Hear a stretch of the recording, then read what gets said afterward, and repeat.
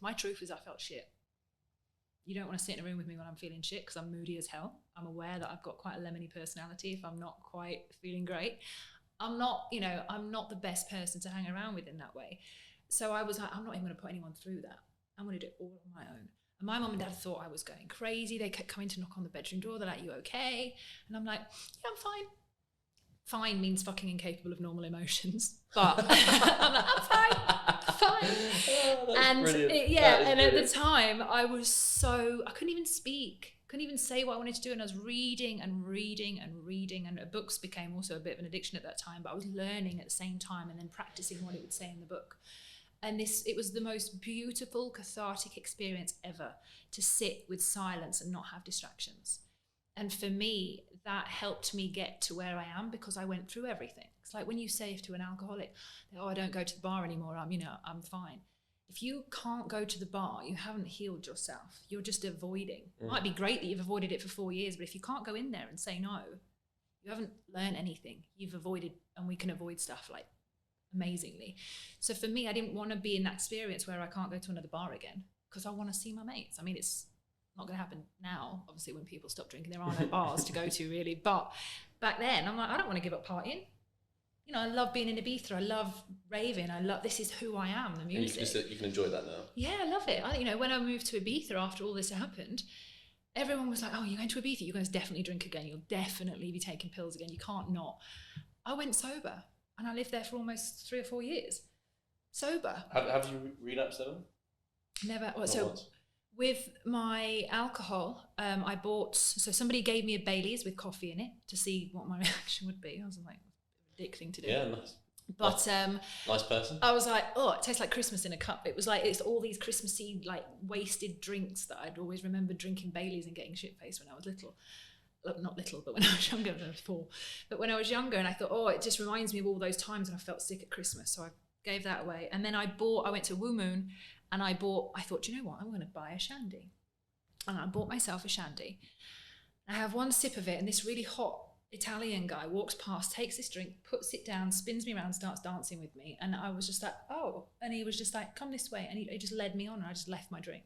And I was That's like... That's like Ibiza for you. Right? Hot Italian guy. Thank you. So yeah, Ludo, thank you for that. You got me from drinking, bless him. But yeah, really nice guy. And I was just like, this is more interesting than a shandy.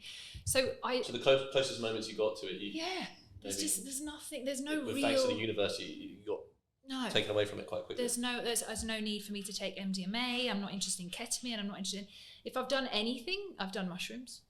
I was going to touch on that. Yeah, I've done psychedelics and mushrooms and stuff. But for me, I started growing my own mushrooms and having these experiences and feeling great. But this wasn't when I was going through this sober process. I guess also I would assume anyway that was a stage where you're really looking at it almost on an intellectual, spiritual basis. It was a very spiritual path. And you were very balanced with yeah. your approach to it, I guess. Yeah, I'd say if anybody's out there that's judging psychedelics right now because you've not done them, you're not able to judge something you haven't experienced or done. And for me, I used to, when I'd given up drugs and alcohol and everything, I was the same. I'm like, why do you need mushrooms or whatever? But then I realized that mushrooms are nothing like any form of chemical drug that we do. I also did ayahuasca. And, having done DMT, chunga, ayahuasca and all of that, I thought, I'll give mushrooms a try. And, amazing experience. I don't think everybody needs them. For sure, I think most people don't need them. It's exploring part. I actually haven't done it, but I'm open to doing it. But I do have a slight fear of exploring a part of the brain that I may not want to go to, and addressing perhaps fears. Yeah. That. It's the fear of the unknown. I've never been like heavily addicted to any drug, but I've tried plenty of drugs, and some just really put me off. Like I won't go near them. It just scares the shit out of me. Yeah. Now, I would say those were A-class type drugs, right? But psychedelics, it's a tricky one to understand my feelings towards it. But it's definitely something that I'm fascinated about, but I'm still got a bit of a barrier to let myself do it. It's a bit like fireworks. Like you look and you're, oh my God, it's amazing. But then they're gone. Once you're back in this reality, you're back to who you are. You've got a slightly different perception on the world. You see things slightly differently, but you still got your problems. You still got to deal with them. And this is when people really get excited about ayahuasca and psychedelics, and they're constantly escaping themselves. And I'm like, it's not for that. It's not. It's not for you to keep going. It's a new sense of discovery, isn't it? That's what it's really about. But again, somebody would say, who am I to say it's not for them? And that's a fair point.